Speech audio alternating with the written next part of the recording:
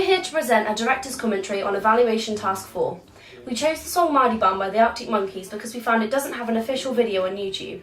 Also, the lyrics presented a clear narrative of a couple, so from this we derived the doll's house concept. We started out by drawing out the storyboards and filming it to create animatic.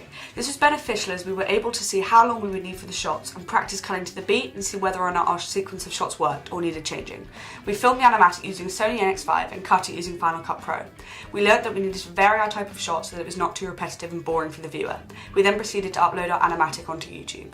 On the shoot day, we shot using a Sony FS100, which is a professional camera and helped to give us a near-industry standard product, created to the best of our ability. The prime lens we used was an 18mm for the wide shots, the lens for the medium shots were 35mm, and the lens for the close-up shots were 85mm. One constant theme in our narrative was the idea of a perfect world fitting with the concept that it's set in a doll's house.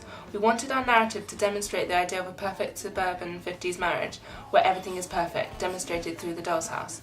This was interpreted in many ways by our target audience, viewing the video through YouTube, allowing them to get different interpretations. We edited our music video using Final Cut Pro, a non-linear editing program.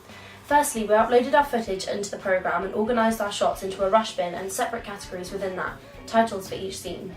After, we used the timeline and uploaded our chosen song into it, where we synced the shots by using an iPad that had a digital time-coded and colour-barred version of the song.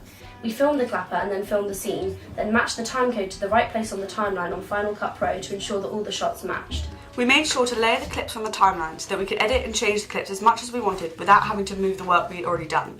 During editing, we decided to cut out the idea of having our props turned to cardboard, our original concept. This was because the idea was too difficult and we did not want to confuse our target audience and would rather have them appreciate the song and the video rather than be confused by it.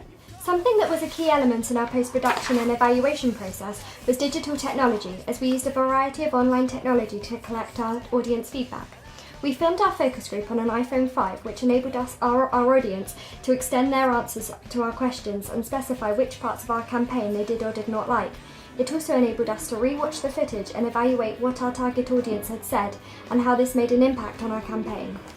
We used SurveyMonkey, an online website, to receive feedback. This was a good method as it enabled us to design the questions easily and send the survey around to many people at the same time. From this we gained some beneficial feedback on how to improve our campaign and what people liked best. As you can see, we used professional editing software to create a professional product and a campaign. Without this new media technology, it would have taken much longer to create our music video and it would not have been of the same quality, showing that new media technology is extremely beneficial.